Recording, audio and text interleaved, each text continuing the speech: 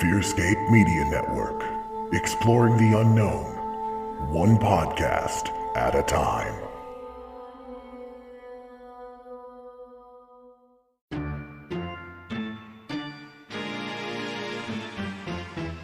Support for the Fearscape Media Network is brought to you by Manscaped, the best in men's below-the-waist grooming champions of the world. Manscaped offers precision-engineered tools for your family jewels. Manscaped just launched their 4th-generation trimmer, the Lawnmower 4.0. You heard that right, the 4.0. Join over 2 million men worldwide who trust Manscaped with this exclusive offer just for you. 20% off and free worldwide shipping with the code FEARSCAPE at manscaped.com.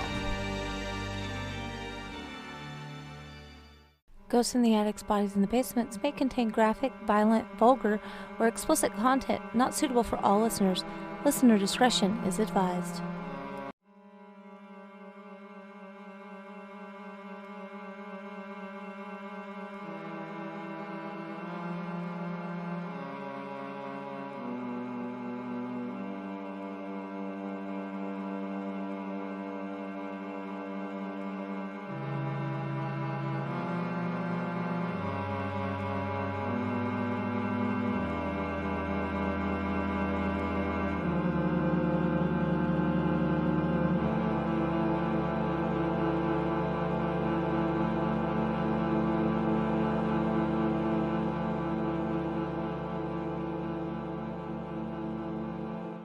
Welcome back to another episode of Ghosts in the Attics, Bodies in the Basement, listeners. I'm Anna. I'm Lindsey, and I feel like I say this a lot lately, but it's a special episode today. It's always special when you get to hear our awesome voices. And you get to come into Rosewood Manor. We always forget to go with the shtick that we're a house. Yeah, like Lindsey's sister Laura created this fucking magnificently Badass beautiful, logo. badass logo for us. And we started something and then we fell off. Hey, You're welcome like, to ADD life. We're in a manor. Let's go up to the attic. Let's go in the basement. And then we're just like, hey, what's up? Well, today we're going to the kitchen table because, fun fact, it's my birthday episode. Woo woo! Actually, when it comes out, it will not be my birthday. Sorry about you. Close enough where this is called birthday episode. It's going to come out Friday, January 21st. However, my birthday is January 24th, and I feel like that's fucking close enough to make this my birthday episode. Oh. And unlike me, Lindsey is not driving up to surprise me, but she has has excellent things planned for my birthday in her own right, so I'm really jazzed to be able to shout that from the fucking rooftops eventually. I mean, let's be real. I'll never be able to top you surprising me for my birthday. No, and your granny getting all kinds of sideways about you saying the word fuck. Hope you don't listen, Granny. Love you. We don't cuss out of for fun. We cuss because it's our second language. It's a sign of high intelligence, allegedly. It allegedly is, which is fun. It's funny. You mentioned my granny, and you're like, hope you don't listen. My memaw liked our Facebook page yesterday, which is my other side of the family. Yeah, your so mom's hi, mom. Granny and memaw. If both of you are listening, we do have listeners in that age category. We do, and anybody that's listening at all, fucking thank you, because seriously. Heyo. So thank you for listening. Anyone who listens to us, we really, truly appreciate it. By the way, we'd like some feedback. You know, our Gmail, gabbpodcast@gmail.com. We expect something so we can connect with you, because we desperately want friends. Not desperately, that sounds bad, but desperately want friends. Actually, I have a really funny story. You know how we're always like, who's listening to us? Who are these people? Where are you, Germany? Where'd you come from? Hi. Turkey. Ukraine. Right? Chile. Hello. I actually found out that one of my old friends, who I'm Facebook friends with, is one of our listeners. Yay! And it was so funny because she had said something about hating her voice. Oh, yeah. And I was like, that's okay. I hate my voice too. She goes, it's so funny to me that you hate your voice and you started a podcast. And I was like, first of all, you listen to my podcast? Aww. Second of all, correction. Anna decided we should do a podcast. She Yes. just convinced me to join it, but it's like an amazing thing. I love being here. I also backhandedly told her she needed to write more and get on it, and that's how Lost in Gray became a novel, because we both like bitched each other out into writing more, and then we wrote a book together. And we were like, hey, these stories are very similar. They were. It was kind of fun. If you are interested in a lighthearted, spooky, creepy read, Lost in Gray. Right? I'm trying to not overtell, Lindsay. Telling people it's lighthearted when the cover's a bloody child's shoe. And a bicycle. Listen, it comes out within the first few chapters. A child dies. We're horrible. It's the cover of the book. It's not a spoiler. It's not. All the twists and turns and creepy shit. That's where it's at. But anyway, I think back about Lost in Gray, and I'm like, oh my god, that was like 5 years ago. How the fuck was that like 5 years ago? 4, 5? I don't know. It's been 2017. No, 2016. No, I don't know. Look, listen, I'm not on Amazon right now, but let's go on Amazon. It's been a smooth minute, and that blows my mind. Since then, me and Lindsay have put out another book together, which we strongly suggest anybody who supports mental illness check out. It's called Uncharted Waters. It has to do with a child's suicide. If you're not here for that, we support you. If you are here for that, if you've experienced that, we also feel for you deep-heartedly, know what that's like, me especially. I just had the weirdest mindfuck moment. Oh yeah, it's on topic. I did get on Amazon and I looked up Lost in Gray. It was 2017. Book prices fucked up again? No, but hear this out. As you're saying this about Uncharted Waters, there is now a new book that shows up on Amazon called Lost in Gray that was released in 2018. And I was like, the fuck? Is it by a certain someone that we don't speak about, like Voldemort? No. But okay. It says mental health is still something a lot of people struggle with and blah, blah, blah, blah. So it's like, okay, now we have to fucking read that. It's like, so are they our title for one book? Is it lost in the gray matter of your brain? Ooh, that's intriguing. Now I gotta buy it. Probably on Audible. Shout out, sponsor us, because it's all I can fucking focus on nowadays is Audible books. Right. Shout out to Kim at Mainstream Boutique. I still haven't listened to the book you bought me for Christmas or read the physical copy you gave me. Love you deeply. I'm going to try to get it done by Friday. So it turns out this book is about depression, specifically like postpartum depression, and following the story. It sounds like a great story, an important story. It's talking about wanting to end the stigma around depression, but like maybe Google your title next time. Yeah, is it spelled the exact same way? Spelled the exact same way, Grey. Nice. All right. I mean, it's probably an amazing book. I don't know. No, it's nothing against this author. Right. I was just shocked to see that. The fact that we Googled our asses off before we launched a podcast, created we Google before we do anything, made a book together, made a second book together, made our on our own project books by themselves. Like, I just remembered the other day that Google's I wrote exercising my mind. Yeah, you did. It's a great book. I just remembered that the other day. I was like, oh, no, it's out a book. It's so funny because Paranormalish, Lindsay's first collection, falls off frequently from the bookshelf in my room. I swear my room is haunted. Thanks you, Jillian. And she wants to read my stuff. She misses. I know she misses you. I miss her too.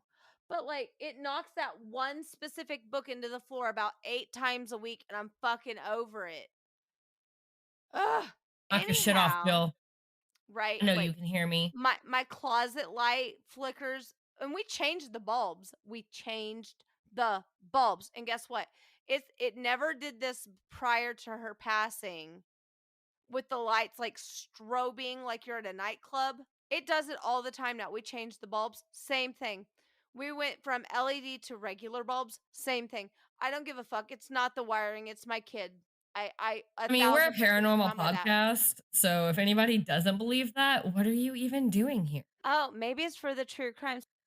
Yeah, we are a paranormal true crime podcast, but we have other varied interests in life, like writing and shit talking / venting, whatever. We also really enjoyed this fabulous podcast by two wonderful individuals called You Fairy Tale Fix. probably heard us mention it like 100 times the last several episodes. I mean, yeah, because we're obsessed. Rightfully so. And if you have any platform to listen to a podcast on, which clearly you do because you're listening to us, go check out Fairy Tale Fix. Lindsey, would you give us our handles? Yes, they are Fairy Tale Fix Pod on all socials, and they are very active on Instagram. Just a sidebar, if that's your thing. And their website is fantasticworldspod.com/fairy-tale-fix-podcast. That will be in the show notes because I know that was a mouthful. Yes. All of their information will be in the show notes because we love them and we consider them our friends. They are so fantastic. Like, phenomenal. The fact that we made friends that also like varied interests that we enjoy and some of the things that we cover on our show, it's a great mashup. It's also such a fun coincidence that they are also best friends. There is one blonde, one brunette. They've known each other for years. Like, it's all these like fun little parallels with our podcast. They don't live in the same area. Yeah, they're long distance. They're unfortunately long distance. It's so crazy. Like, so it's a perfect match. I mean, they have very calm, soothing voices. Yes, they have like perfect podcast voices. Meanwhile, I'm like, I apologize that you have to put up with this to hear the words I say. No shit. You know what's funny is when I hear the voice inside my head, it sounds like way more baritoned. But when I speak and I hear it on the podcast, it's way more high pitched and like, oh my God, I'm a cheerleader. It's like, whoa, whoa, whoa, whoa. Whoa. I sound like, what now? Nothing against cheerleaders, but I've never ever tried out to be one. So the fuck? I used to be a cheerleader. Did you? That's adorable. I could see. Then I broke my wrist tripping at cheerleading. Your daughter breaks her wrist from tripping. I feel that's genetic at this point. Twice. She's done it twice. No, she did it once, and then the next time. No, the second time she got pushed. It was an accident, but yeah. It was an accident at church, but shit got wild at aftercare, like, woo! But I digress. Mine broke because they held practice in an auditorium with there's an auditorium at school, but real thin carpet that's just over top of concrete. Why were we practicing in there? With no padding underneath, I'm sure. Right. So, like, I don't know why we practiced in there. My family makes fun of me. They're like, you broke your wrist tripping. It's like, listen, and I'm like, about a lot of shit. Maybe we should take it up with the school who decided that was a safe spot for me to have cheerleading practice. Right. I digress. We have a lot of things we could complain about, like my insurance claim for my car. Ugh. Anyway, life is fun. It's a soap opera I didn't audition for and I don't want to be a part of. Although I enjoyed the Real Housewives of whatever the fuck. Like, you pick a season, I probably watched it. I don't want to be a part of this lifestyle. I just want to have my life back. I feel that. Especially my car. I miss my car. It was pretty. And the truck I'm borrowing from the, rental place, is expensive to put gas in that bitch. Like, whoa. Yep. So yeah. But hey, Marlena. Hey, Eric, if you're listening. I don't know that you listen, but hey, anyway. Apparently a lot more people that we know listen than we know. I don't feel like anybody gives a shit about what I have to say after they see me in person because I'm so obnoxious. Love you anyway. But it's true. I'm a lot of a person. I have a lot of disorders, one of them being ADD. And that's all that needs to be said about that.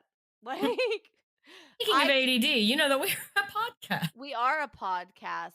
But I wanted to give a quick shout out to Marlena and Eric for in the future taking me and Alan out this coming weekend for my birthday. It's very thoughtful and I'm very excited to participate in that.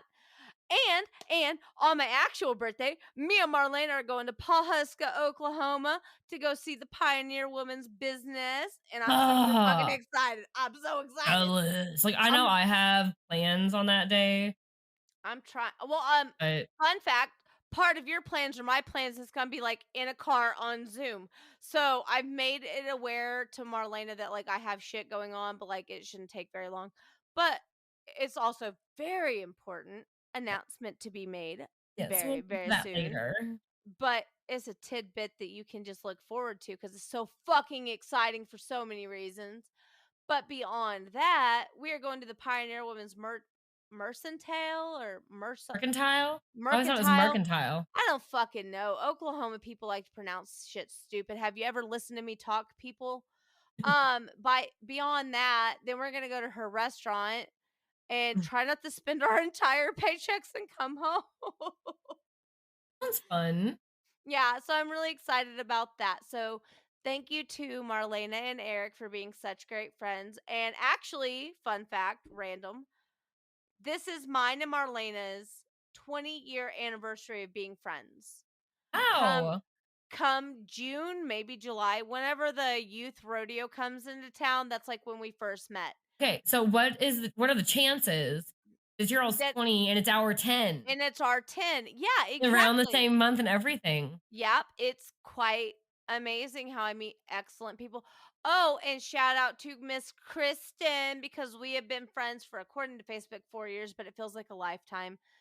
To my Those are sister the from a best. better mister, I love you and thank you for listening and supporting me in all the ways you do. And with that being said, I think that takes care of all of our housekeeping. So Like I said, back we to are True Crime Paranormal Podcast. and true crime related. Did you know my birthday is special? Not because it's me. That's not why it's special. Wait, it Ted is. But Bundy makes my birthday a little more interesting. To also, be exact, Ted Bundy was executed on January 24th of 1989 at 7 a.m. He was pronounced dead at 7:16 a.m. by Old Sparky, which is a weird name to name an electric chair, but go you. I thought it was like the witness. Right? Like that would be Like hilarious. who signed it. I was born January 24th of 1989 at 9:29 p.m. So any of you astrology based people that know shit about witchcraft and like moon signs and like all the shit, send me my chart. I don't know how to figure this shit out. Blake, do you listen? Blake, hey boy, You might know that hey. stuff. Yes, please Somebody let a bitch else. know because like I can't figure it out. I'm so ADD that I can't focus on more than like one chart at a time. So putting like 6 together to make a compilation of like my birth astrology shit, It would be very interesting it would be cool to know. It to just see stresses it, me out. especially in comparison. I don't know enough about astrology to know if death matters for like anything, but imagine like comparing it to Ted Bundy's like that. Yeah. Also, can I just say kudos? I guess to the state of Florida. I was going to say to him, but I guess to the state of Florida for that wonderful gift of ridding the world of him on your birthday. Amen to that. One bitch went out, one bitch came in. Sorry, I have Major to. upgrade though, because as you all know here at GABB, we fucking hate Ted Bundy, Abso-freaking-lutely. as you all should. Right. We'll get into that. Okay, so who exactly was Ted Bundy? Well, he's not Zac Efron. Let me point that out I was just going to off say the they jump. gave him a lot of credit. Woo! Let me tell you, Zac Efron is like chef level kisses. And Ted Bundy was creepy looking. Sorry, that's my personal opinion. I Even go for like Kevin Smith and like, Seth Green, Seth Rogen. Like I'm a weirdo, but in no capacity do I find anything about those dead, scary eyes of Ted I was Bundy. going to say if I never knew Ugh. anything about Ted Bundy, like if somebody just showed me this random ass picture and was like, "Isn't he hot?" I'd be like, No. no." Good for you, not Each their for own. me. But then add on top of knowing who he was, what he did. He's not hot. Quit fucking saying that. Right? Ugh. He's Ugh. so gross. So Ted Bundy was a 1970s serial killer, rapist, and interesting enough, necrophiliac. He was executed in Burns myself. Florida's electric chair, good old Sparky, in 1989, my birthday, January 24th to be exact, at 7 a.m. And his case has inspired many novels, films, etc., docuseries, you name it, podcasts. Like I don't have enough time to research how much shit there is about Ted Bundy. That's how extensively he's been covered. It's insane. It's everywhere. So he's everywhere, and he should be nowhere because, like, ew.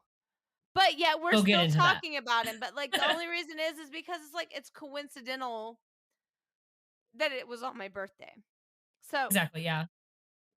let's dive into Ted Bundy, as he was pronounced at birth Theodore Robert Kroll on November 24th of 1946. He was born to Eleanor Louise Kroll, and his father has never been identified or has been confirmed.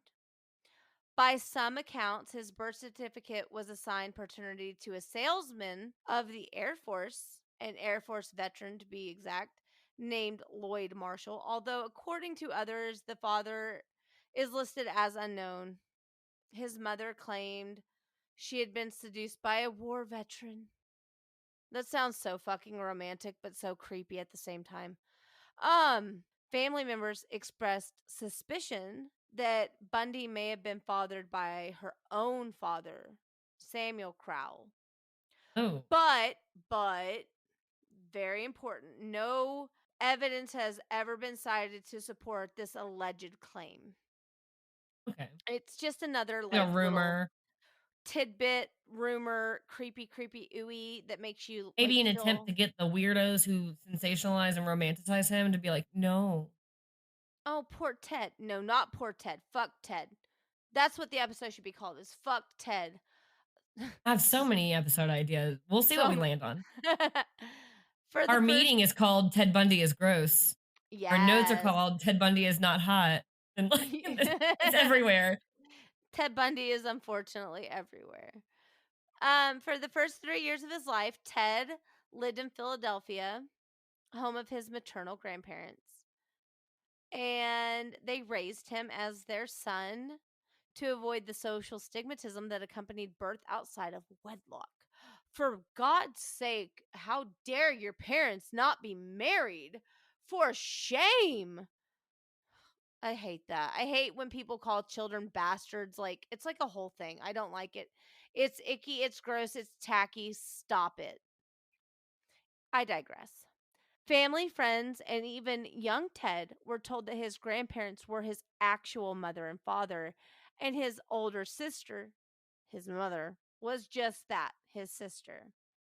However, the truth came to light, and circumstances vary on how that came to be. He told a girlfriend that a cousin showed him a copy of his birth certificate and called him a bastard.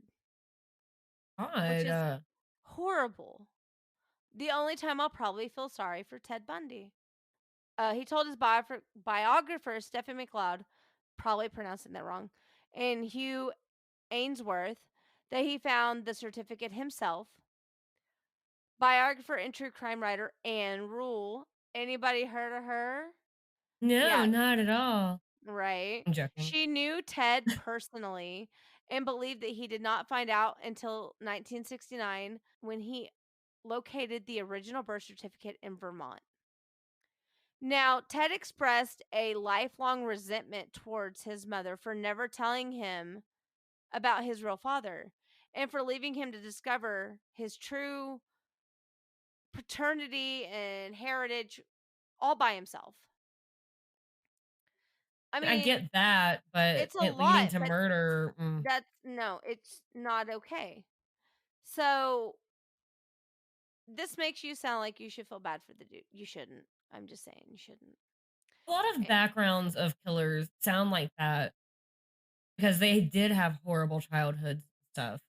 And yeah, you've said it several times. It's not an excuse to kill people. And there's probably some other psychological thing. Mental illness, psychological past, abuse, etc.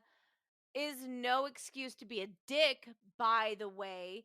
It's no excuse to murder people. Like, go to counseling. Be normal. Damn. Normal's an understatement because nobody's normal. Everyone's weird. Weird is excellent. But, like, try to better yourself Try to be a instead of, decent human being yeah, because instead of everybody has murdering everyone. trauma of some aspect. Some is a Right. lot worse than others, but at the end of the day, you still shouldn't kill people and be like, but my life was bad. No one gives a fuck, Ted. Right. Well, in certain interviews, Ted Bundy spoke warmly of his grandparents and told Anne Rule that he identified, respected, and clung to his grandfather. In 1987, however, he and other family members told attorneys that Sam Crowell was a bully and a bigot, and he hated blacks, Italians, Catholic, and Jews. Also, what the fuck? Anyway, he allegedly beat his wife and animals in the home.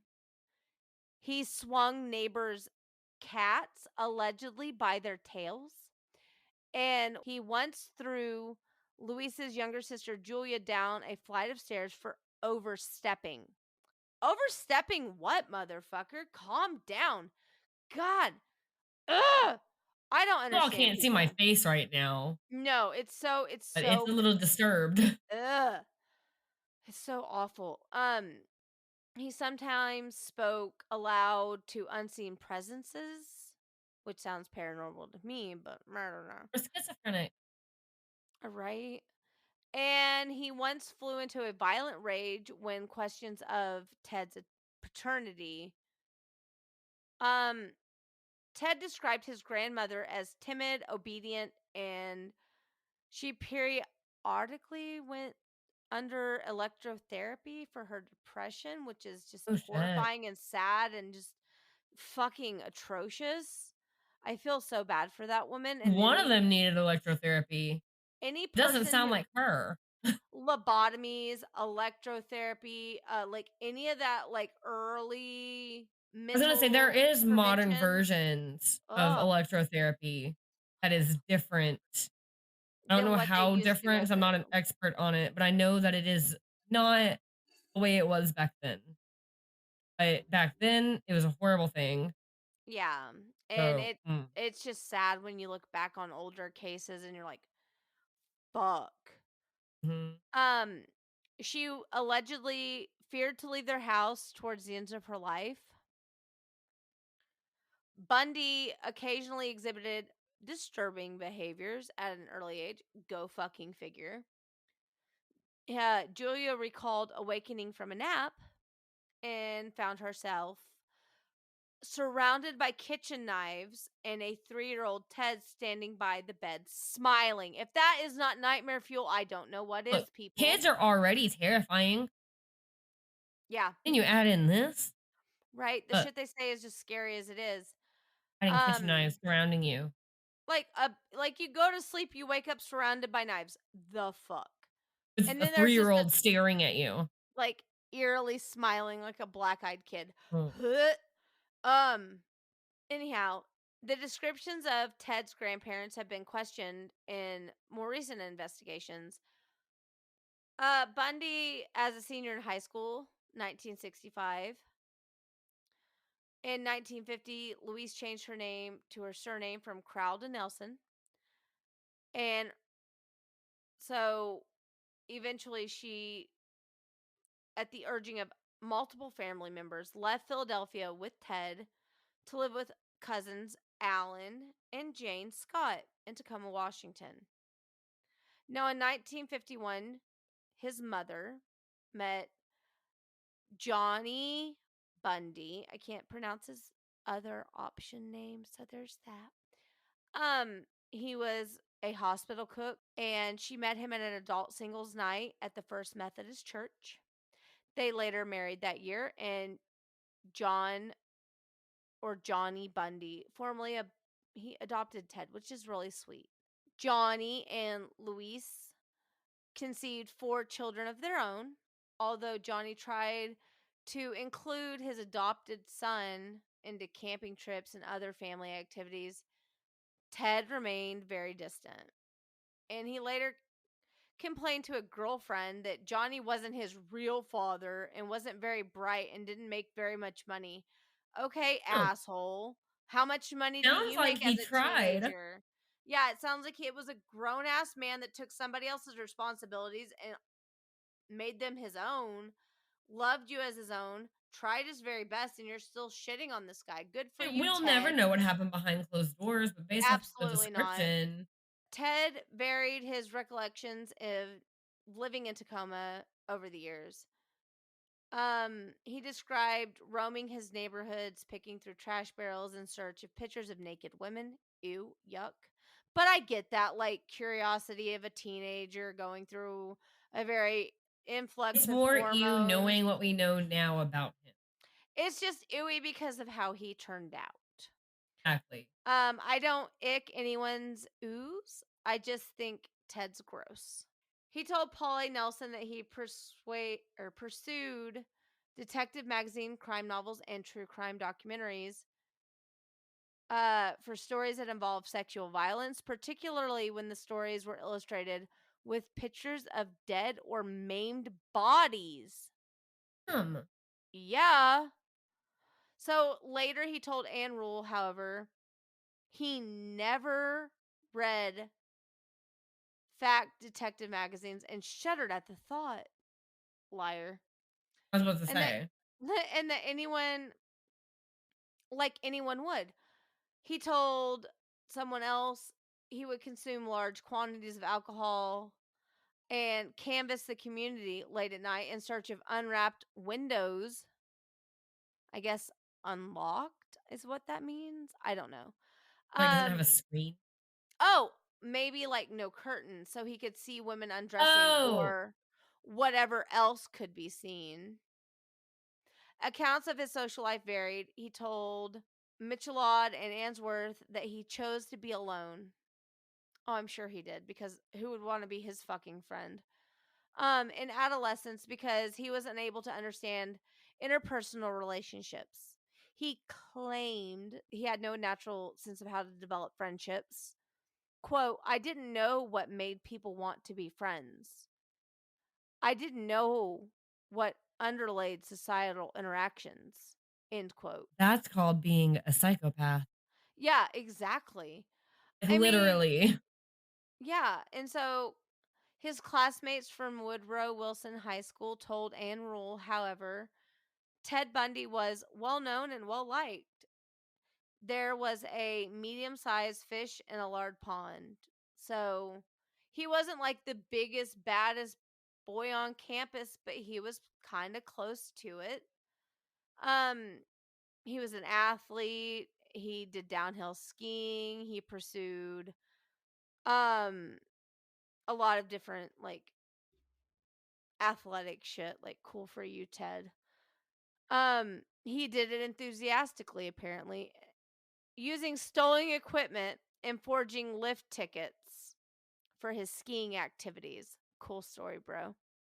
Like, During could have his been semi-normal, right, you but could you have just still like, couldn't.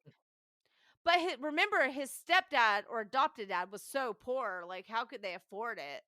Dick face. During high school, he was arrested at least twice on suspicion of burglary and auto theft. When he reached the age of 18, the details of the incidents were expunged from his records, customary for Washington and many other states for minors. So let's jump into his university years.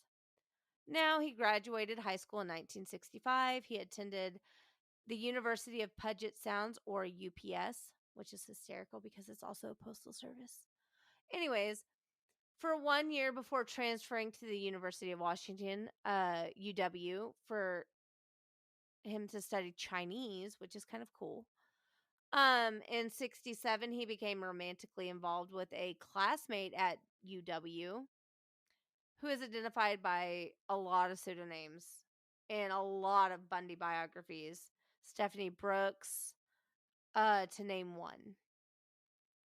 In 1968, he dropped out of college, worked a series of minimum wage jobs. He also volunteered at the Seattle office of Nelson Rutherford's presidential campaign and became an Arthur Fletcher's driver and bodyguard during Fletcher's campaign. Sounds like he had his shit together. He didn't, guys. Fair warning, he didn't. People like that are great at pretending to be normal. Exactly. So he was the driver and bodyguard for Fletcher's campaign during the campaign for lieutenant governor of Washington State. In August, Bundy attended the 1968 Republican National Convention in Miami as a Rockefeller delegate. Shortly after, Brooks ended their relationships and returned to the family home in California, frustrated with what she described as Bundy's immaturity and lack of ambition. I feel that. A psychologist named Dorothy Lewis would later pinpoint this crisis as probably the pivotal time in his development. So, what that, in my opinion, means that's when, like, he snapped. Devastated by Brooks' rejection, Bundy traveled to Colorado and farther east, visiting relatives in Arkansas and Philadelphia, enrolling for one semester at Temple University. It was at this time in early 1969 that Ann Rule believed that Ted Bundy visited the Office of Birth Records in Burlington and confirmed his true parentage. Now, Ted was back in Washington by the fall of 1969, and he met Elizabeth Kohlpfeifer. It's really hard to pronounce. I'm so sorry if I did that injustice. Identified in Bundy's literature as Meg Anders, Beth Archer, or Liz Kendall, a divorcee from Ogden, Utah, who worked as a secretary at the University of Washington School of Medicine. Their very stormy relationship would continue well past his initial incarceration in Utah in 1976. Now, it's the mid 70s. Ted was focused and goal oriented at UW.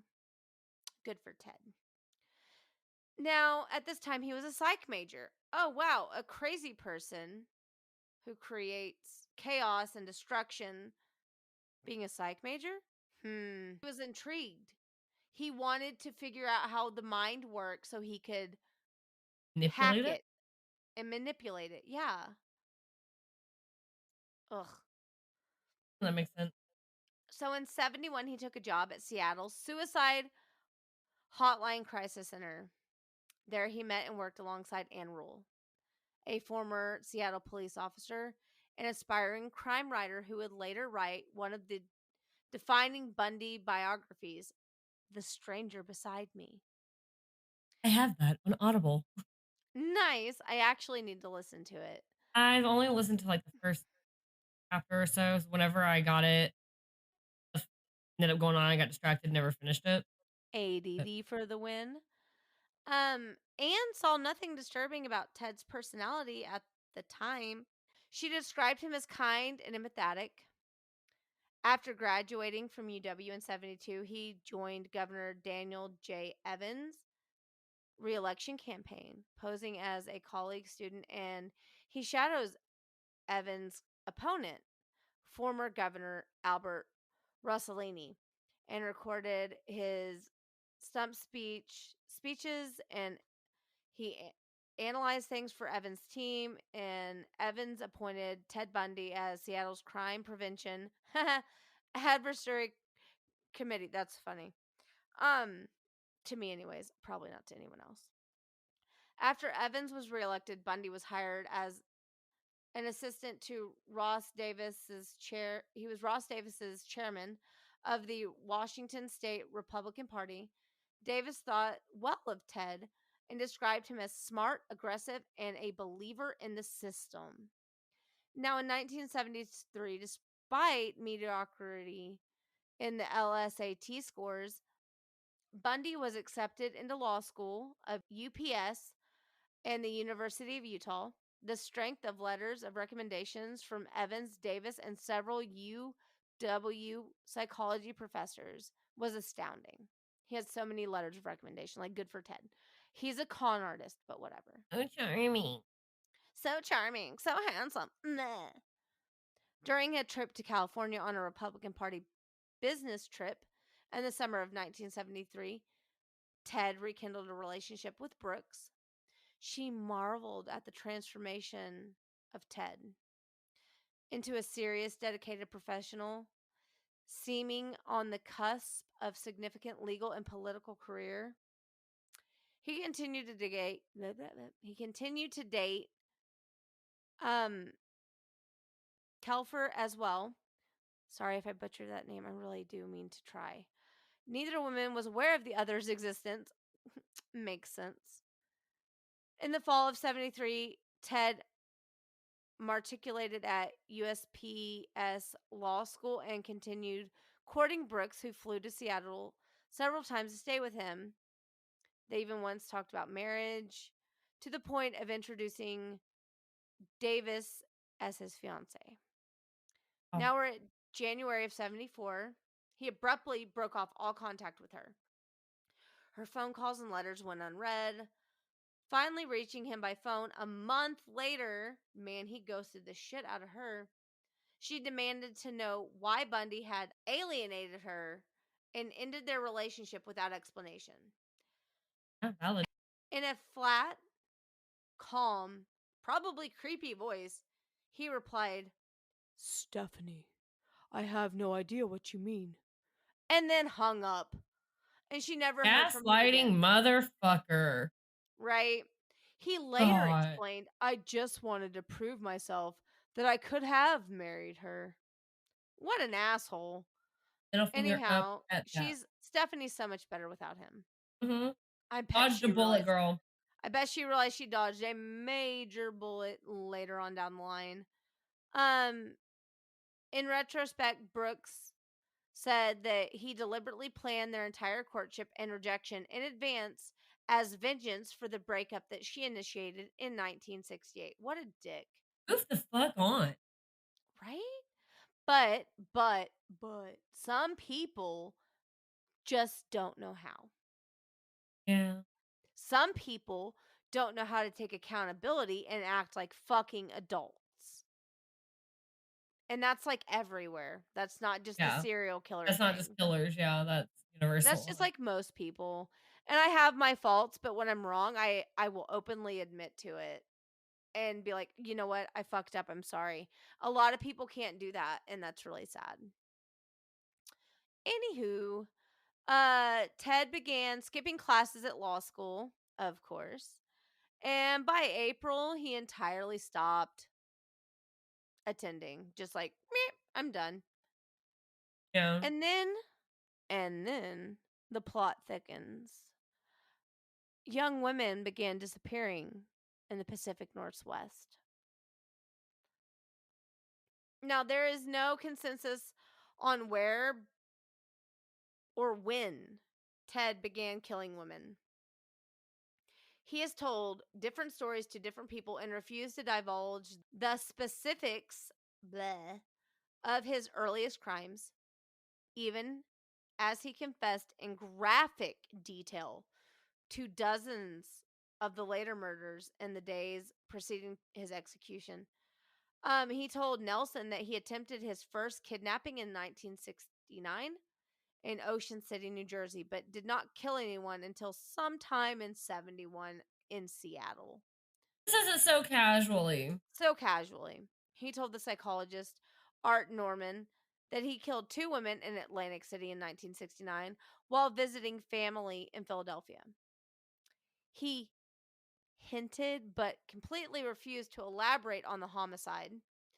Detective Robert D. Campbell said he committed a murder in Seattle in 72 and another in 73 that involved a hitchhiker near Tumwater. Rule and Keppel both believed that he might have started killing as a teenager. And I honestly believe that as well. Absolutely. The earliest documented homicides were committed in 1974 when he was 27.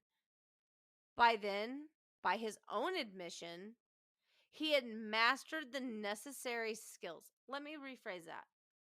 he honed in on how to be a serial killer, in his own words. Like, that's He so literally tragic. studied it. He did, because he was trying to be a psychology major.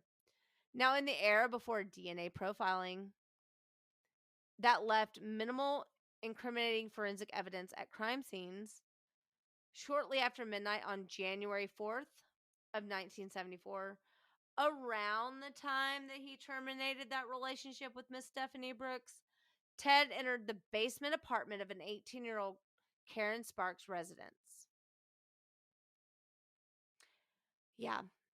A dancer and student at UW.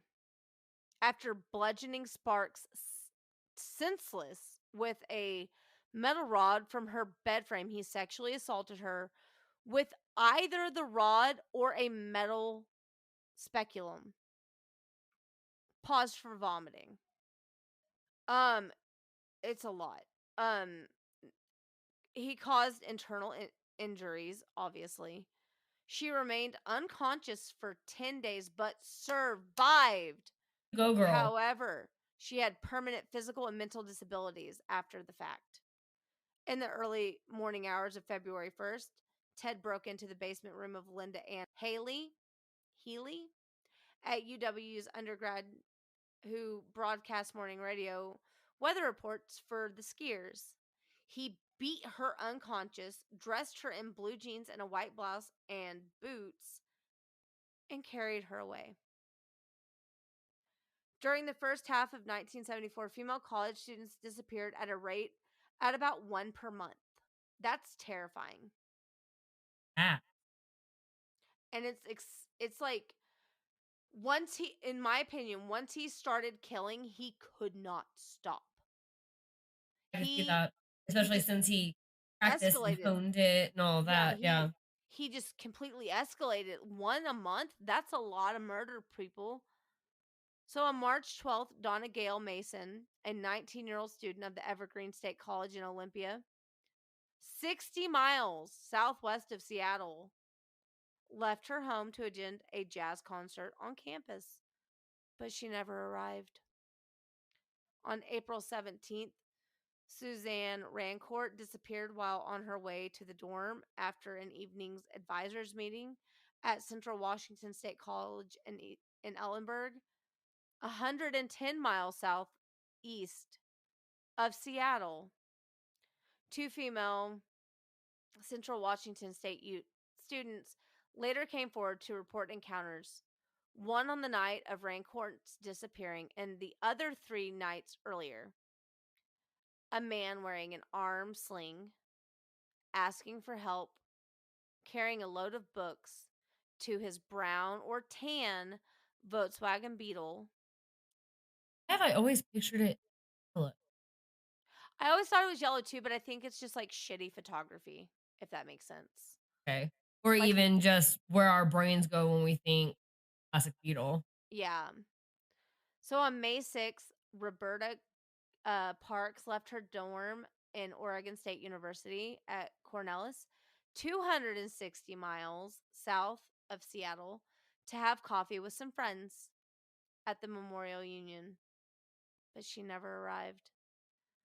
Now, the detectives from Kings County and Seattle Police Departments grew increasingly concerned that there was no significant physical evidence, and these missing women had very little in common apart from being young, attractive white college students with long hair parted down the middle. This is why side parts are important. I know that was skinny jeans all day. Yay. That might have been an inappropriate joke. You know, we cope with humor. Yeah, we do.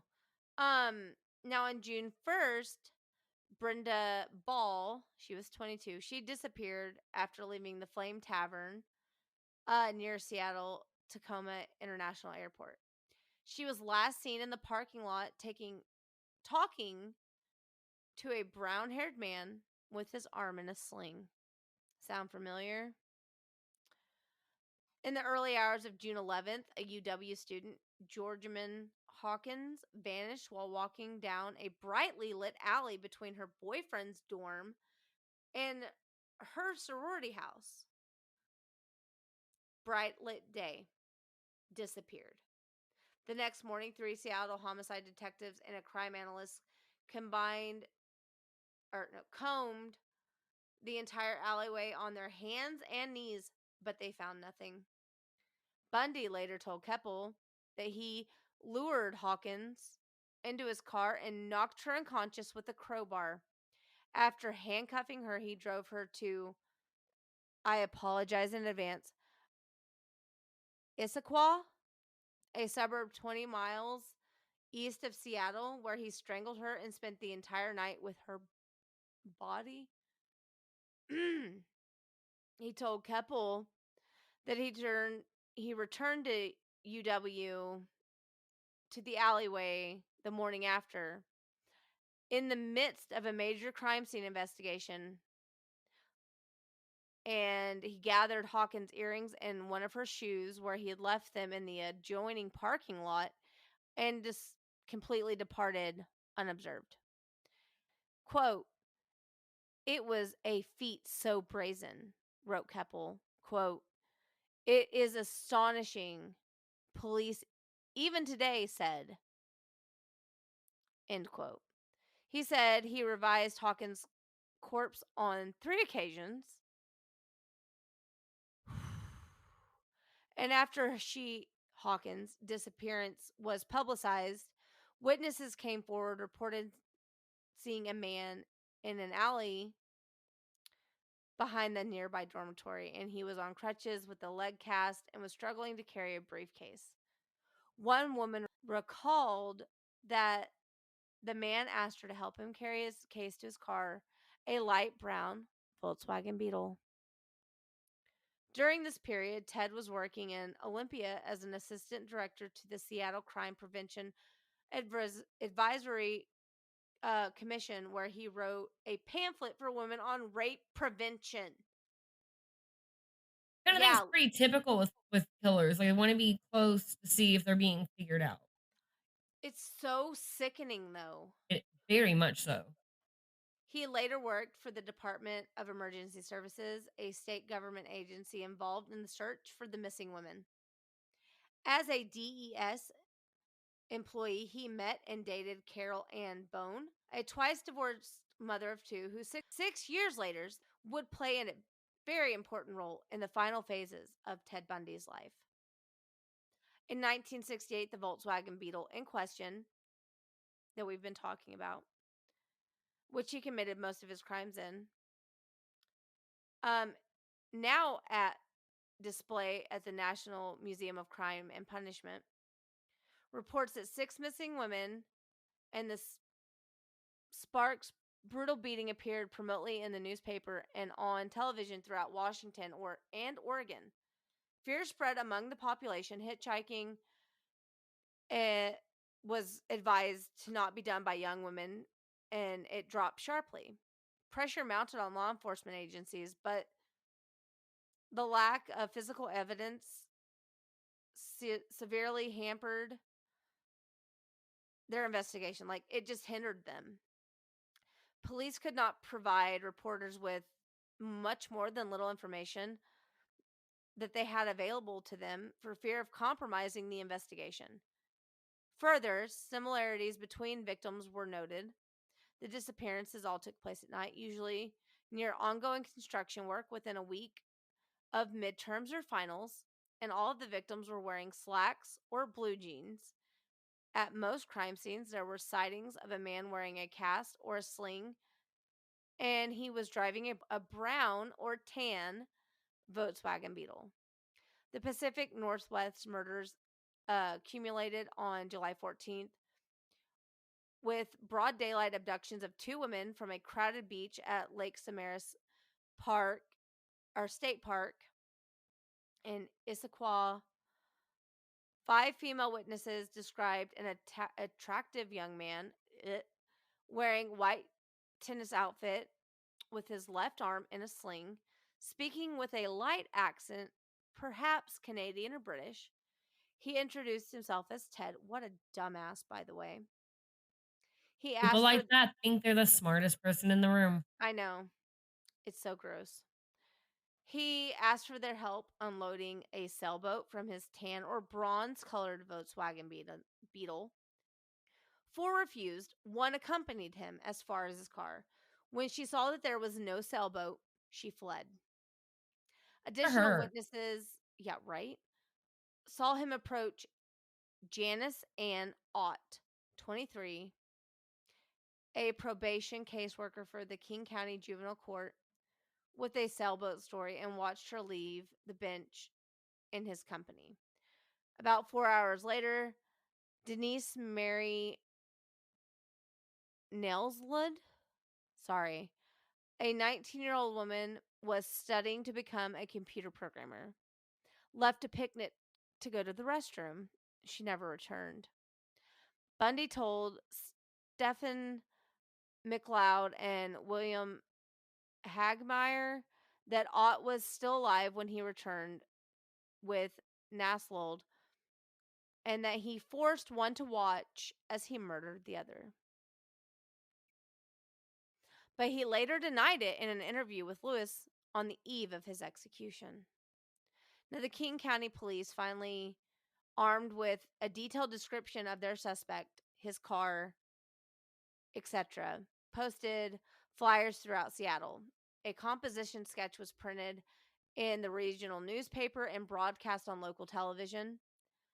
Elizabeth Colfer, Ann Rule, and a DES employee and a UW psychology professor all recognized the profile, the sketch, and the car, and reported Ted Bundy as a possible suspect. I just have to say, as a side note, how brave it is to see something like that and be like, I think I know that person and I've never known them to be anything other than kind. Something's not right, and to say something. Right. Like, that's If amazing. you see something, say something. If you And if feel a certain something way, doesn't feel right in your gut, say trust it. something, you know? So they reported Ted as a possible suspect. However, detectives were receiving up to like 200 plus tips a day. They thought it unlikely that a clean-cut law student with no adult criminal record could be a perpetrator. Which we know now Right. probably makes Now, them the most likely suspect.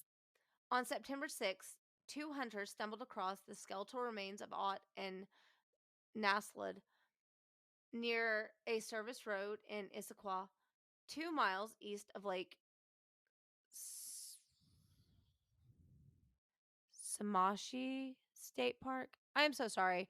I don't know how to say all these words. I've tried Googling them. Google gives me different things. I'm trying. I'm really am. And an extra femur and several vertebrae were found at the site and were later identified as by Bundy as those of Georgianne Hawkins. 6 months later, forestry studies students from Green River Community College discovered skulls, mandibles of Gila, Rancourt Parks, and Ball on Taylor Mountain, where Bundy frequently hiked, just east of Issaquah. Manson's remains were never recovered. So where does that leave us? Unfortunately, we're not near the end. We are in Idaho, Utah, and Colorado now. Okay. So we've left Seattle. I wish that's where it stopped, but it doesn't. So, roaming house in Salt Lake City, where Bundy lived from September of 74 to October of 75, he showed the fire escape where he used to sneak in his room and windows to the utility room where he concealed photos, souvenirs, etc. from his murders. Ugh. Why do they always keep souvenirs? It's so gross. Anyhow. I'm sure there's some weird psychological. I'm sure, but it's so icky. Yeah. In 1974, Ted received a second acceptance from the University of Utah Law School, and he moved to Salt Lake City, leaving Tefner in Seattle. While he called her often, he dated at least a dozen other women as he studied his first year of law school, he accumulated a second time. He was devastated to find out that other students had something that he lacked, some intellectual capacity that he did not. He found the classes completely incomprehensible. It was a great disappointment to me, he said. So he feels like less of a man because other people are smarter than him. And then a new string of homicides began in the following month. Oh, yes. Toxic masculine rage. Yes. Including 2 that would remain undiscovered until he confessed, Bundy confessed, that is, to them shortly before his execution. On September 2nd, he raped and strangled a still unidentified hitchhiker in Idaho. And he either disposed of the remains immediately in a nearby river or returned the next day, photographed, and dismembered the corpse. I'm just grossed out by that. On October 2nd, he seized 16-year-old Nancy Wilcox in Holiday, a suburb of Salt Lake City. Her remains were buried near the Capitol Reef National Park, some 200 miles south of Holiday, but were never found. On October 18th, Melissa Ann Smith, the 17-year-old daughter of the police chief of Midval, another Salt Lake City suburb, disappeared after leaving a pizza parlor. Her naked body was found nearby in a mountainous area 9 days later. A post-mortem examination identified that she may have remained alive for up to 7 days. 7 days after her disappearance. On October 31st, Laura Ann Aim, also 17, disappeared 25 miles south of Lehi after leaving a cafe just after midnight. Her naked body was found by hitchhikers 9 miles to the northeast of the American Fork Canyon on Thanksgiving Day. Both women had been beaten, raped, sodomized, strangled with a nylon stocking. Now, years later, Ted described this post-mortem ritual with their corpses of Smith and Aim, including how he would shampoo their hair and he would apply makeup. Yeah. Oh.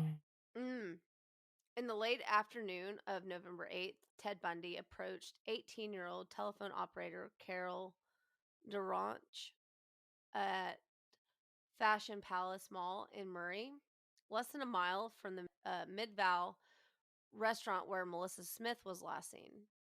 He identified himself as Officer Roseland of the Murray Police Department and told her that someone had attempted to break into her vehicle. He asked her to accompany her to the station to file a complaint. When Duranch pointed out to Bundy that he was driving on a road that did not lead to the police station, he immediately pulled onto the shoulder and attempted to handcuff her. During the struggle, he inadvertently fastened both handcuffs to the same wrist, and she was able to open the car door and escape. Later that evening, Deborah Jean Kent, a 17-year-old student in Viewmont High School in Bontfault, just 20 miles north of Murray, disappeared after leaving a theater production at the school. Her brother was to pick her up. The school's drama teacher and a student told the police that a stranger had asked each of them to come to the parking lot to identify a car. Another student later saw the same man pacing near their auditorium. The drama teacher spotted him again, and before the end of the play, outside of the auditorium, investigators found a key that unlocked handcuffs removed from Carol Duranch's wrist in that parking lot. In November, Elizabeth Kelfer called King County Police a second time after reading that young women were disappearing in towns surrounding Salt Lake City. Detective Randy Hergsmeyer of Major Crimes Division interviewed her in detail. By then, Bundy had raised considerably on their list of suspicious people, but Lake Samahi. I don't know how to say this. Sorry, guys. Witness considered the most reliable by the detectives failed to identify him from a photo lineup. And in December, Colfer called the Salt Lake County Sheriff's Office and repeated her suspicions. Bundy's name was at the top of their list of suspects, but at the time, no credible forensic evidence linked him to the Utah crimes. It's so frustrating. And I know it has to do with times and like lack of technology like we have now. To know that tips were saying it, they believed it, and they could do nothing. Yeah. And it's so frustrating because they wanted to. So I now we're am. in Well, I January hope of anyway. 75. Bundy returned to Seattle after his final exams and spent a week with Kelfner, who did not tell him that she had reported him to police on 3 occasions. Smart girl. She made plans to visit him in Salt Lake in August. Karen Campbell, his 14th documented murder victim and subject of his first homicide incident. Documented. Yeah, documented. How A fucked up is that? significant word there. How In 1975, Ted shifted much of his criminal activities eastward from his base in Utah to Colorado.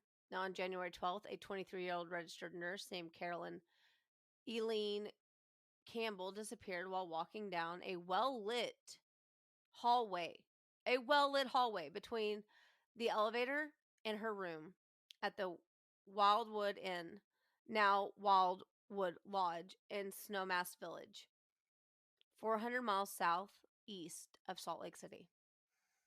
Her nude body was found a month later next to a dirt road outside of the resort. She had been killed by blows to the head from a blunt instrument that left a distinctive, lingering, grooved impression on her skull. Her body also bore deep cuts from a sharp weapon. It's just monstrous. On March 15th, 100 miles away, northeast of Snowmass, in Vail, ski instructor Julie Cunningham, 26, disappeared while walking from her apartment to a date with a friend. Bundy later told Colorado investigators that he approached Cunningham on crutches and asked her to help him carry his ski boots to his car, where he clubbed and then handcuffed her, assaulted and strangled her at a secondary site near Rifle, 90 miles west of Vail.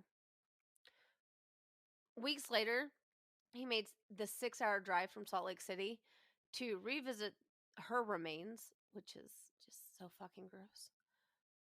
Denise Lynn Oliverson, 25, disappeared near Utah-Colorado border and Grand Junction, which is surprising because I've actually been to Grand Junction. On April 6th, while riding her bicycle to her parents' house, her bike and sandals were found under a vacant railroad bridge. On May 6th, Bundy lured 12-year-old Lynette Dawn Culver from Alameda Junior High School in Pocatello, Idaho, 160 miles north of Salt Lake City. He drowned, then sexually assaulted her in his hotel room before disposing of her body, possibly north of the Pocatello. Karen Campbell disappeared while walking down this brightly lit hallway to her hotel room. In mid-May, 3 of Bundy's Washington State's DES coworkers, including Carol Ann Boone, visited him in Salt Lake City and stayed for a week in his apartment. Bundy subsequently spent a week in Seattle with Kelfner in early June, and they discussed getting married the following Christmas. Again, she made no mention of her multiple discussions with the King County Police and the Salt Lake City Sheriff's Office. Bundy disclosed neither his ongoing relationship with Boone nor a concurrent romance with a Utah law student known in various accounts as Kim Andrews or Sharon Allner. No, I don't know. Hard to pronounce. I apologize. On June 28th, Susan Curtis vanished from the campus of Brigham Young University in Provo, 45 miles south of the Salt Lake City area. Curtis became Bundy's last confession. Tapes recorded moments before he entered the execution chamber. The bodies of Wilcox, Kent, Cunningham, Oliverson, Culver, and Curtis, they were never recovered. In September of 1975, he was baptized, because he's a godly man apparently, into the He did work in a church for a while, didn't he? Yeah, into the Church of Jesus Christ of Latter-day Saints. Although he was not an active participant in services and he ignored most of the church's restrictions, he would later become excommunicated by the LDS Church in 1976 when he was convicted for kidnapping. When asked about his religious preference after his arrest, Bundy answered Methodist, the religion of his childhood. In Washington state, investigators were still struggling to analyze the Pacific Northwest murder spree that had ended abruptly just as it had began. An effort to make sense of the overwhelming mass of data they had restored to then investigate a strategy of compiling a database. The Kings County payroll computer is what they used, a quote, huge primitive machine by contemporary standards, but the only available computer for use at their time. After inputting the many lists they had compiled, classmates, acquaintances of each victims, of Volkswagen owners, names, Ted, also known sex offenders, and so on, they queried the computer for coincidences. Out of thousands of names, 26 turned up on that list. One was Ted Bundy.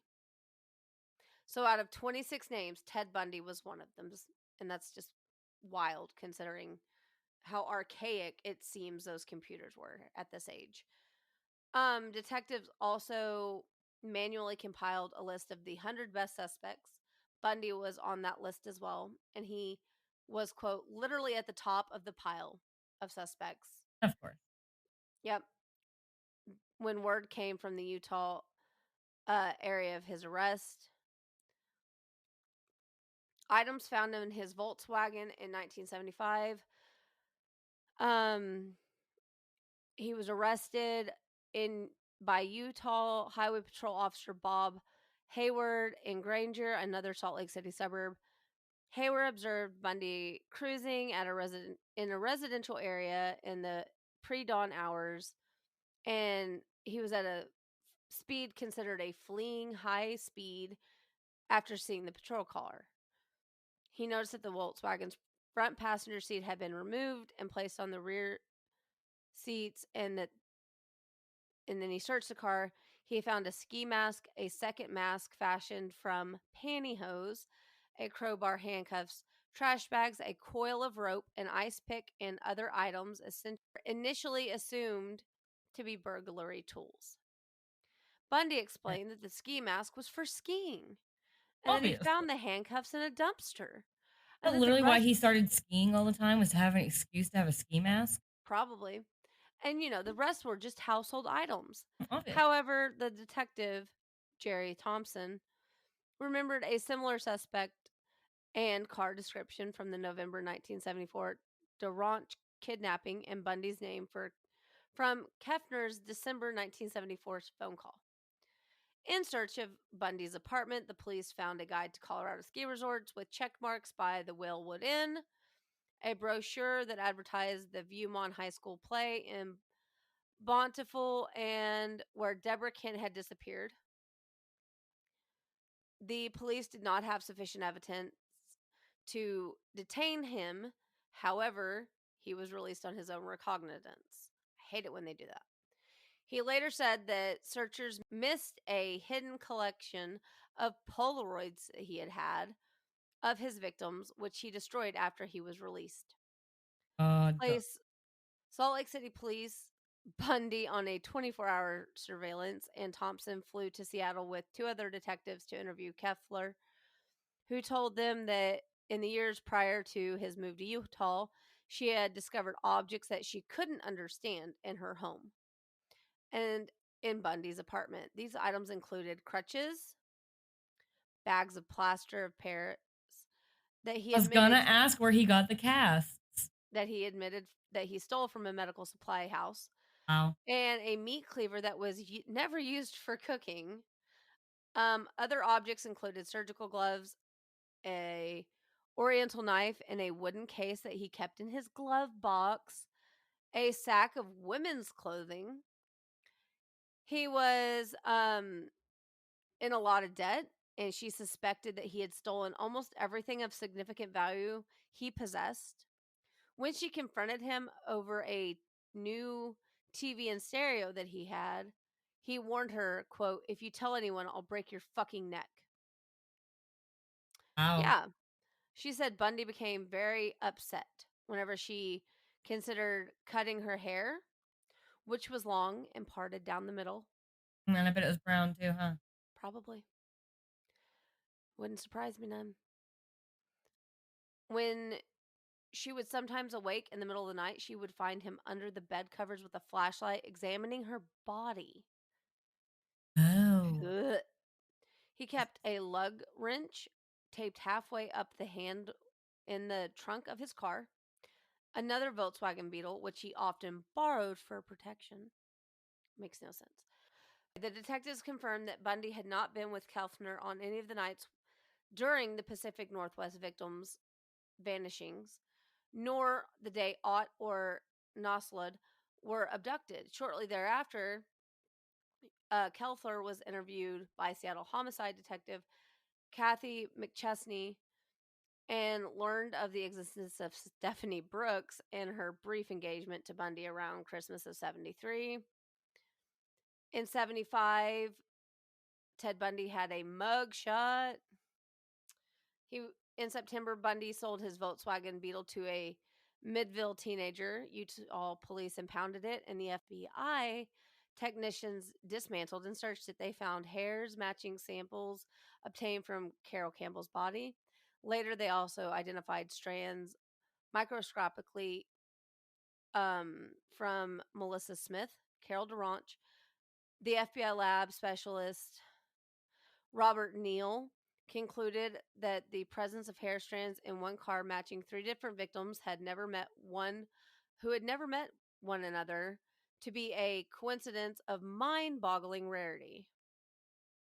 On October 2nd, coincidence. On October 2nd, detectives put Bundy into a lineup. Durant immediately identified him as Officer Roseland. A witness from Bountiful recognized him as a stranger at the high school auditorium. There was insufficient evidence to link him to Deborah Kent, whose body was never found. But there were more than enough evidence to charge him with aggravated kidnapping and attempted criminal assault on Durant. So he was freed on $15,000 bail paid by his parents. Spent most of the time between indictment and trial in Seattle, living with Kepner in her house. Seattle police had insufficient evidence to charge him in the Pacific Northwest murders, but kept him under close surveillance. When Ted and I stepped out onto the porch to go somewhere, Kepner wrote, "So many unmarked police cars started up that it sounded like the beginning of the Indy 500, end quote. In November, 3 principal Bundy investigators, Jerry Thompson from Utah, Robert Keppel from Washington, and Michael Fisher from Colorado, met in Aspen, Colorado, and exchanged information with 30 detectives and prosecutors from 5 states.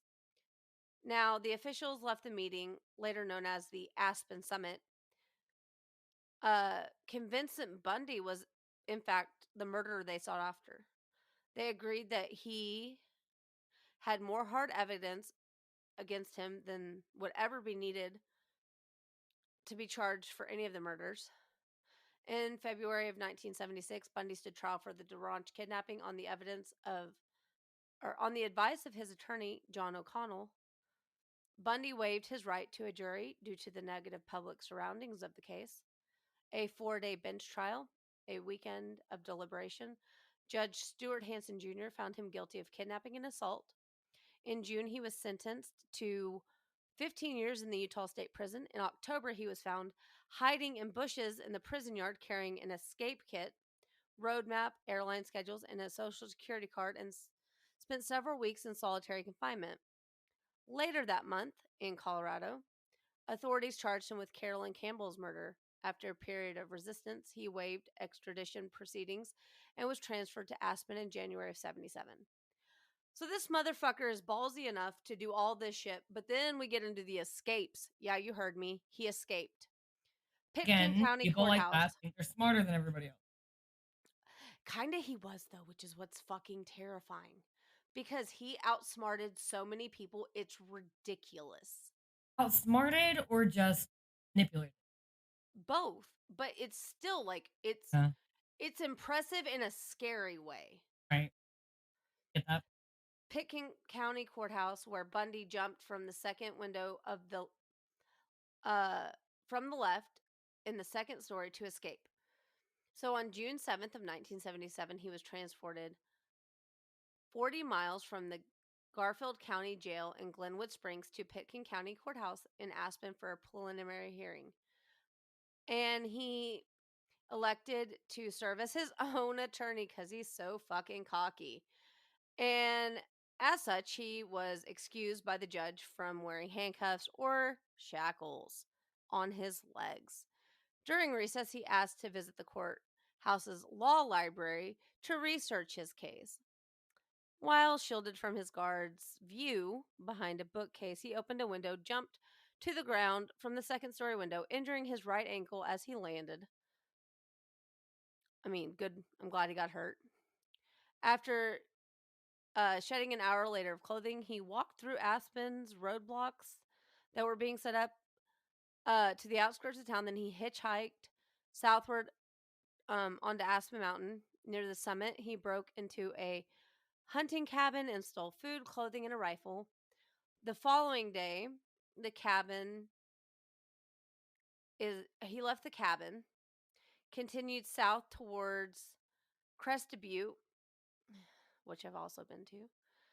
And then he became lost in the forest. For 2 days, he wandered aimlessly on the mountain, missing 2 trails that led downward to his intended destination. Now, on June 10th, he broke into a camping trailer on Maroon Lake, 10 miles south of Aspen, taking food, a parka, and instead of continuing southward, he walked back north to Aspen, eluding the roadblocks and search parties along the way. Smart motherfucker.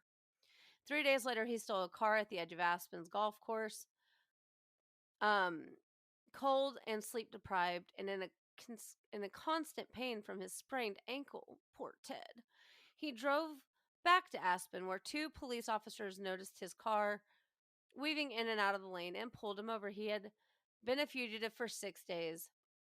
In the car were maps of the mountain surrounding Aspen that persecutors were using to demonstrate the location of Carol Campbell's body. His own attorney, Bundy, had rights of discovery. So he had their own information because he decided he was going to be his own fucking lawyer, which is in cocky. It indicated that the escape was not a spontaneous act, but that he had planned it. In 77, photography taken shortly after the first escape and recaptured from Bundy's FBI 10 Most Wanted Fugitives poster. Then he was back in Glenwood Jail. He ignored the advice of friends and legal advisors to stay put. Because why not listen? He's so smart. In the case against him, already weak at best, was deteriorating steadily as pretrial monitors consistently resolved in his favor, and a significant bit of evidence was ruled inadmissible. A more rational defense may have realized that he stood a good chance of acquittal, and beating the murder charge in Colorado would have dissuaded other prosecutors with as little as a year and a half to serve for Duranche's conviction. Had Ted persevered, he could have been free, a free man. But instead, he was cocky. He assembled a new escape plan. He acquired and detailed the floor plan of the jail, a hacksaw blade from other inmates, and accumulated $500 in cash smuggled in over a 6-month period. Where did an inmate get a hacksaw blade? I don't even know how, it's scary what people can get just casually. He got a blade from another. Right, just so casually. Okay. He acquired $500 in cash smuggled in over a 6-month period. He later said by visitor Carol Ann Boone in particular, during the evenings while the other prisoners were showering, he sawed a hole about 1 square foot between steel reinforced bars in the ceiling, and having lost 35 pounds, was able to wiggle through the crawl space above. If that's not a reason to diet, I don't know what is. So, in the weeks that followed, he made a series of practice runs exploring the space, multiple reports from an informant of movement within the ceiling during the night, but they weren't investigated. In 1977, Bundy's impending trial had become a big thing in the small town of Aspen. And Bundy filed for a motion for a change of venue to Denver. On December 23rd, the Aspen trial judge granted the request, but to Colorado Springs, where juries had historically been hostile to murder suspects. Good for them. The night of December 30th, with most of the jail staff on Christmas break and nonviolent prisoners on furlough with their families, Bundy piled books and files into his bed, covering them with a blanket to simulate him sleeping. He climbed into the crawl space. He broke through the ceiling into the apartment of the chief jailer, who was out for the evening with his wife, changed into street clothes from the jailer's closet, and walked out the front door to freedom. He stole a car, drove eastward out of Glenwood Springs, but the car he stole soon broke down in the mountains on the interstate of I-70. How was the universe trying to stop him? Right. A passing motorist gave him a ride into Vail, 60 miles east. From there, he caught a bus to Denver. He boarded a morning flight to Chicago. In Glenwood Springs, the jail's skeleton crew did not discover the escapee until noon on December 31st. More than 17 hours later. By then, he was already in Chicago. Yep, 17 hours. By then, he was in Chicago.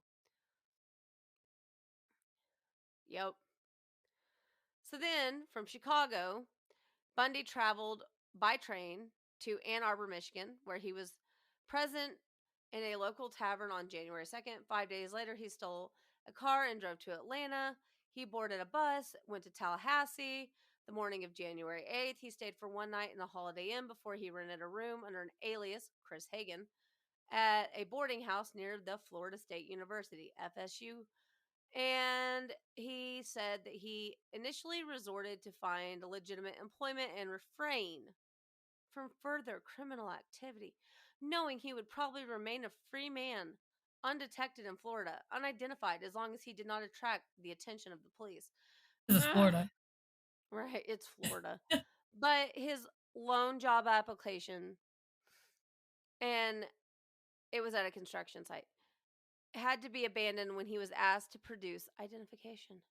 He reverted to his old habits of shoplifting, stealing money and credit cards from women's wallets left in shopping carts at local groceries.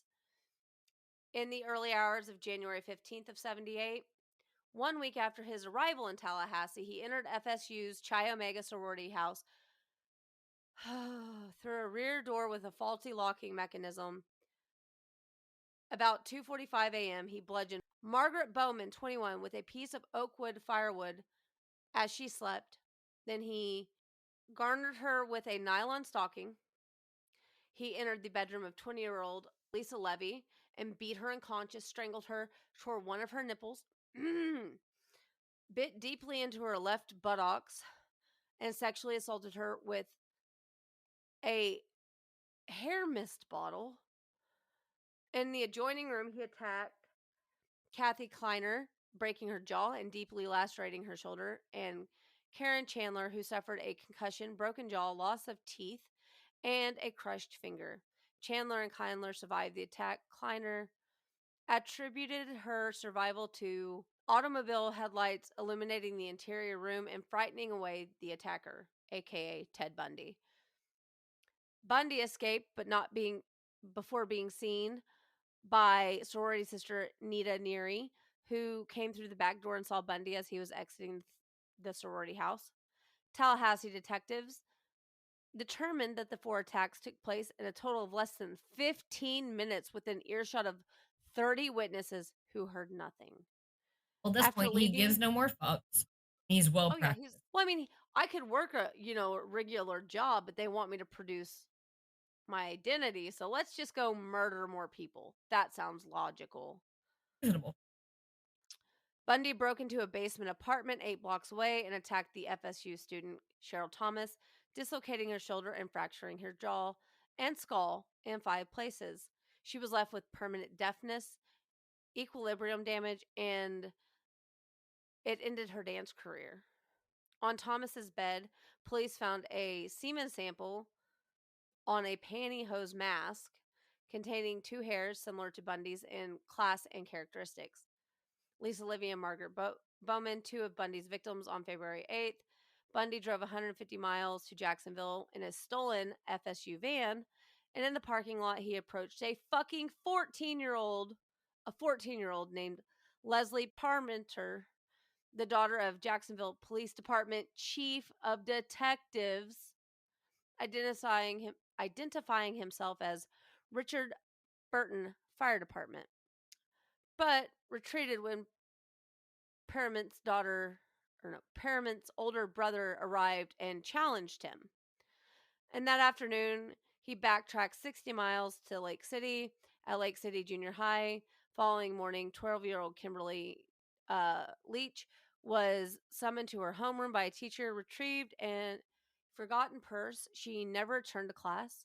7 weeks later, after an intensive search, her partially mummified remains were found in a pig farrowing shed near Shawnee River State Park, 35 miles northeast of Salt Lake.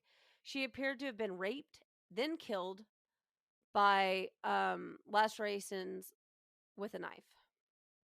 On February 12th, with insufficiency to his cash flow, his overdue rent, and a growing suspicion that police were closing in on him, he stole a car and fled to Tallahassee, driving westward across the Florida Panhandle. And 3 days later, at around 1 a.m., he was stopped by a Pensacola police officer, David Lee, near the Alabama state line, after a want and warrants check showed his Volkswagen Beetle was stolen. What is with him and Volkswagens, man? So when he was right, diehard fan. So when he was under arrest, Bundy kicked out the officer's legs from underneath him and took off running. Lee fired 2 warning shots, then gave him a chase and tackled him. The 2 struggled over Lee's gun before the officer finally subdued and arrested Ted Bundy.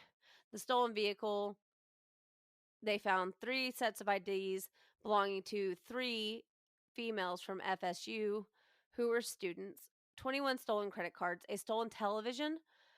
They found dark-rimmed non-prescription glasses, a pair of plaid slacks, later identifies as the disguise worn by Richard Burton, the fire department guy, in Jacksonville, as Lee transported his suspect, unaware that he was arresting FBI's 10 most wanted fugitive, Ted Bundy. He heard him say, Bundy, that is, "I wish you had killed me." So they're in Miami in 1979, preliminary hearing. Following a change of venue, Bundy stood trial for the Chi Omega homicides and assaults in 1979. The trial was covered by 250 reporters from 5 continents and was the first to be televised nationally in the United States. That's kind of huge.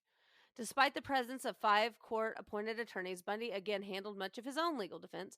From the beginning, he sabotaged the entire defense efforts out of spite, distrust, and grandiose delusions.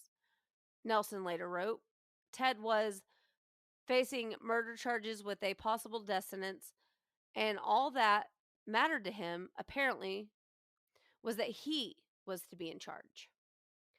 According to Mike Morava of Tallahassee Public Defender, a member of the defense team, and a pre-trial plea bargain was negotiated, which Bundy pled guilty to killing Levy, Bowman, Leach in exchange for a firm 75 years in prison.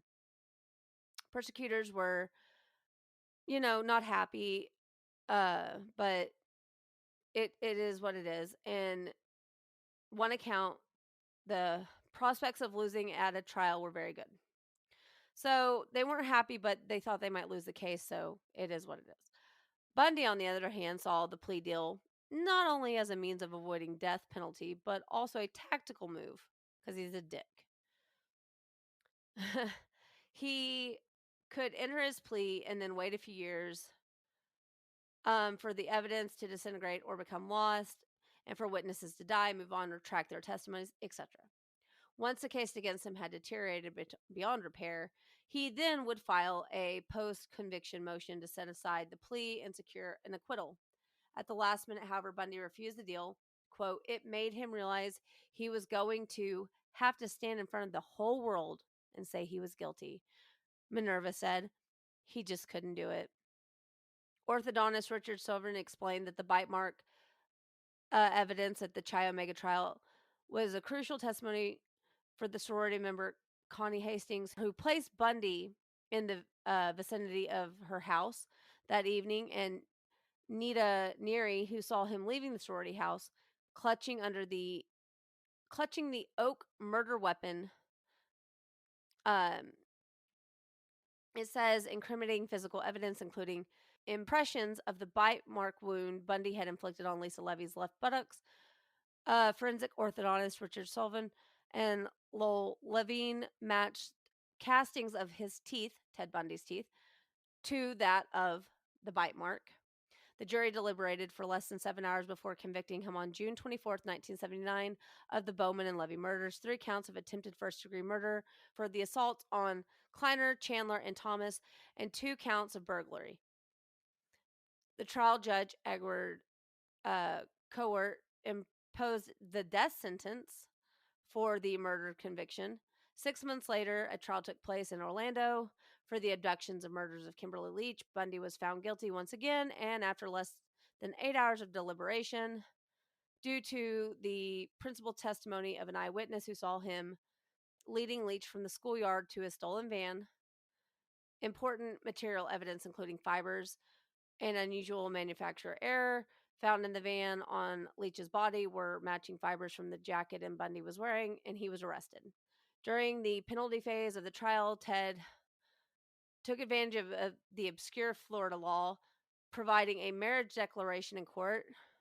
So in the presence of a judge, he was legally married to Carol Ann Boone, who had moved to Florida to be near Bundy, testifying on his behalf during both trials, and was again testifying on his behalf as a character witness. Yeah, it's crazy. I don't think I ever knew that. That's fucked up. Yeah, he asked her to marry him, and she accepted. Bundy declared to the court that they were legally married. On February 10th, 1980, he was sentenced for a 3rd time to death by electrocution. As sentenced and announced, he reportedly stood and shouted, "Tell the jury they were wrong." Well, they weren't. This 3rd death sentence would be the one ultimately carried out by 9 years. In 81, Boone gave birth to their daughter, named Bundy, as the father. Conjugal visits, I guess. Yeah, I don't think I ever knew that. Yep, conjugal visits were allowed at Rayford Prison. Inmates were known to pull their money in order to bribe guards to allow their one-on-one time with their female visitors. Shortly after the confessions, Bundy initiated a series of interviews, and I mean, it goes on and on. For time's sake, just know there's a lot. the stigma of confessions, he began for the first time to divulge the details of his crime through the process. He recounted his career as a thief. He confirmed Kelfner's longtime suspicion that he had shoplifted virtually everything of substance that he owned. The big payoff for me, he said, was actually possessing whatever it is I wanted, I had stolen. I really enjoyed having something that I wanted and gone out and taken it. That's fucked up. At first, he killed his victims as a matter of expediency to eliminate the possibility of being caught, but later murder became part of the adventure. The ultimate possession was, in fact, the taking of the life and then the physical possession of the remains.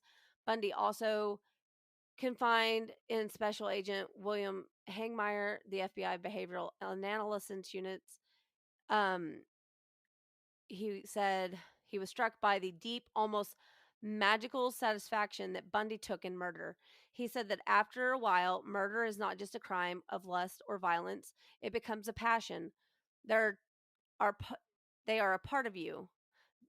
The victim becomes a part of you, and you two are forever one, and the grounds where you killed them or leave them become sacred, and you will always be drawn back to them. Bundy told Hagmeyer that he considered himself to be an amateur and an impulse killer in his early years before moving to what he termed as his prime or predator phase about the time of Lydia Healy's murder in 74. This implied that he began killing well before 1974, although it was never explicitly admitted or done so. So, like we know, he's like in jail, blah, blah, blah. He's going on and doing all these interviews to try to gain notoriety and clout, for better explanation. Less than 15 hours before his scheduled July 2nd execution, the 11th Circuit Court of Appeals stayed. It identified the remains of Chi Omega case for review on multiple technicalities, including Bundy's mental capacity to stand trial and the enormous instruction by the trial judge during the penalty phase, requiring the judge to break a 6-6 tie between life imprisonment and death penalty, which ultimately was never resolved. The new date became November 18th. And then on November 17th, they had another kerfuffle. And within hours of the final date, which became January 24th of 1989, Bundy's journey through the appeals court had been unusually rapid for a capital murder case. Contrary to popular belief, the courts moved Bundy as fast as they could. Even the prosecutors acknowledged that Bundy's lawyers never employed delaying tactics, though people everywhere seethed at the apparent delay in execution. Ted Bundy was actually on the fast track. With all appeal adventures exhausted, with no further motivation to deny his crimes, Bundy agreed to speak frankly to investigators. He confessed to Campbell that he had committed all 8 of the Washington and Oregon homicides for which he was the prime suspect. He described 3 additional previously unknown victims in the Washington and 2 in Oregon, whom he declined to identify, if indeed he ever knew their identities to begin with. He said he left a 5th corpse, Donna Masson's, on Taylor Mountain, but incinerated her body in Keffler's fireplace. Of all the things I did to Keffler, he told Campbell, this is probably one of the least likely to be forgiven. Poor Liz. He described the Issaquah crime scene where the bones of Ott and Nosled and Hawkins were found, and he said to Keppel, like he was seeing everything, he was infatuated with the idea because he spent so much time there. He is just totally consumed with murder all the time. Nelson's impressions were similar. He said that the absolute misogyny of his crimes stunned me, she wrote. His manifested rage against women, he had no compassion at all. He was totally engrossed in the detail, and his murders were his life's accomplishments. Bundy confessed to detectives from Idaho, Utah, and Colorado that he committed numerous additional homicides, including several that were unknown to the police. He explained that when he was in Utah, he could bring his victims back to his apartment where he could reenact scenarios depicted on the covers of detective magazines. There are other buried remains in Colorado, he admitted. Ted's bones for time schemes severed only to deepen the resolve for the authorities to see him executed on schedule. He did give details, but nothing was found on certain things that he divulged. When it became clear that no further stays would be forthcoming from the court, Bundy supporters began lobbying for the only remaining option of execution, which would be clemency. That was obviously denied. And the families, Diana Weiner, a young Florida attorney and Bundy's last reported love interest, asked the families of several Colorado and Utah victims to petition Florida Governor Bob Martinez for a postponement to give Bundy time to reveal more information. They all refused. The families have already believed that the victims were dead and that Ted had killed them, Nelson wrote. They didn't need his confession. Martinez made it clear that he would agree to no further case delays and that they were not going to manipulate the system any further. For to be negotiating for his life to be over the bodies of victims is despicable. So they tried and tried and tried, and nobody could get a stay of execution. So Bundy was executed in the Railford electric chair at 7 o'clock, and he was pronounced dead at 7:16-ish on January 24th of 1989. His last words were, "Jim and Fred, I'd like you to give my love to my family and friends," referring to his attorney, Jim Coleman, and Methodist minister, Fred Lawrence.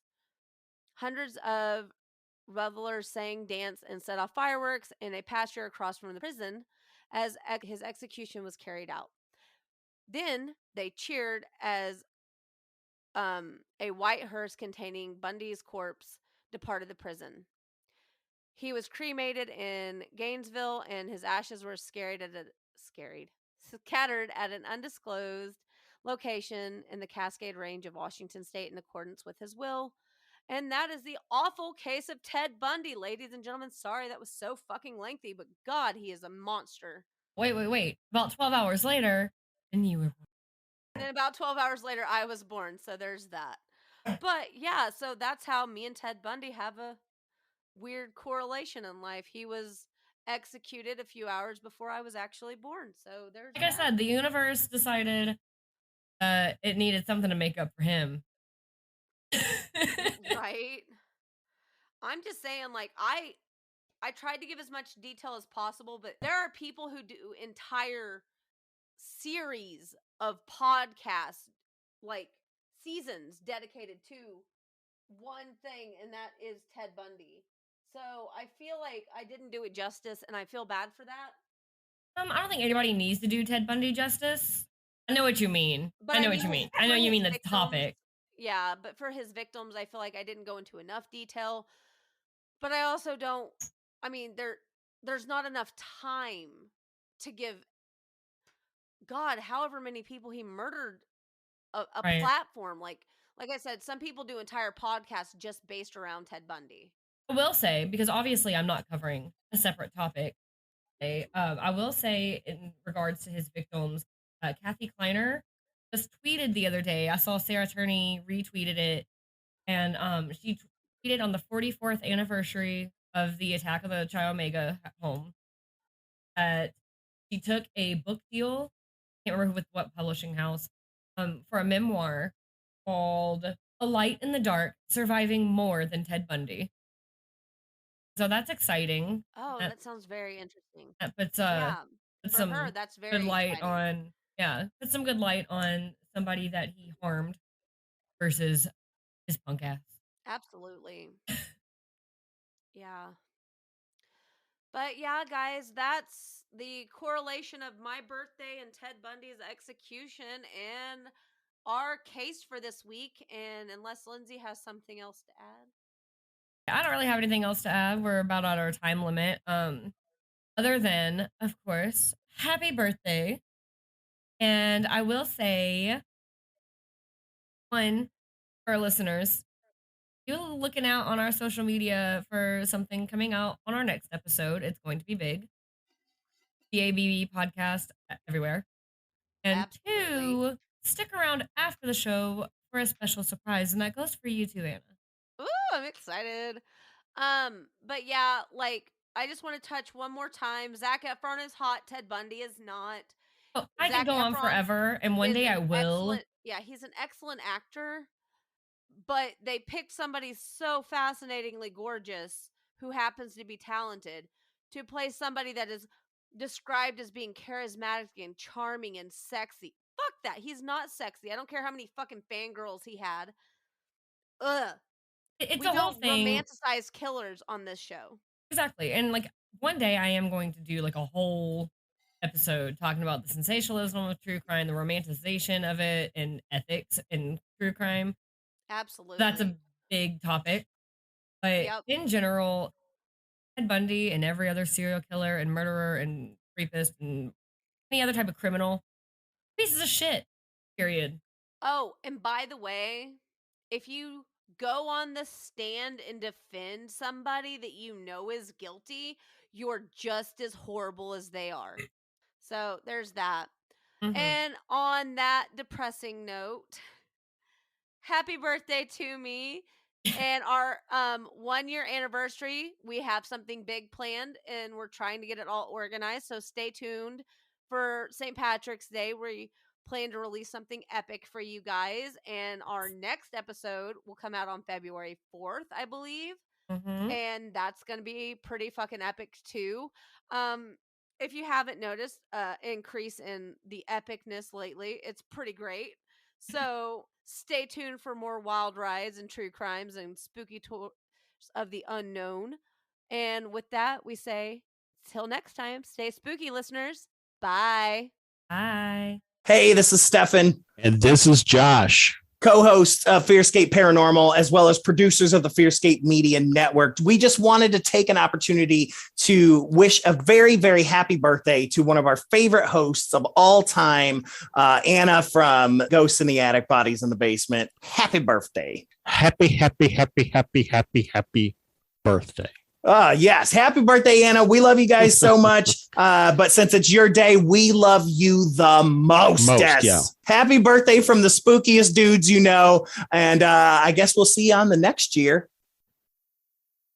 I want to wish a very happy birthday to one half of my favorite podcast team, Anna. I hope you have a great birthday and you deserve the best. Happy birthday.